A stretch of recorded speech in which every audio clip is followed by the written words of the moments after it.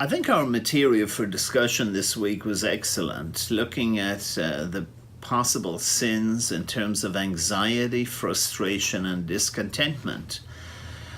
I guess there'd be a natural sort of impression among us as Catholics that if something is a sin or it is not a sin. And so we might say, well, everybody feels anxiety, everybody feels frustration, everybody feels discontent now and then.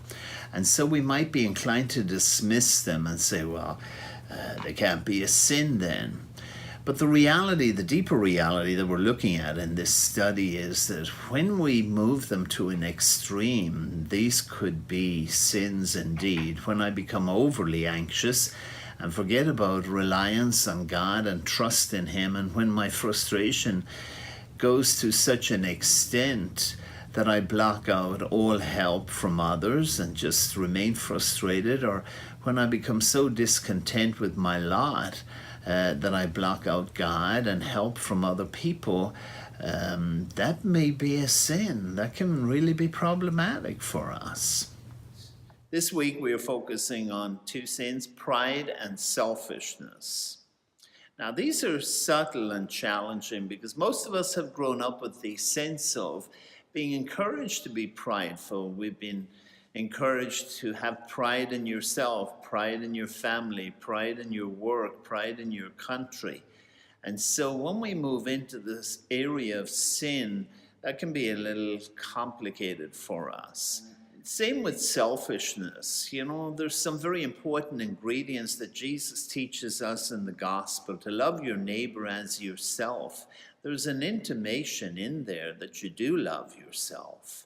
And that's pretty important in that commandment.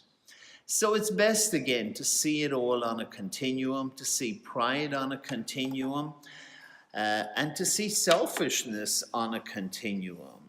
Remember, we talked last week about the importance of this here in the lower, or on this side, perhaps, of the continuum. You have that sense of having a good, healthy self-love and appreciation. Up here, you could be so engaged in selfishness that it turns into self-absorption. That would be the sin portion. Likewise in pride, great thing to be proud of yourself, your work, your family, your country, and many things that you can be very proud of.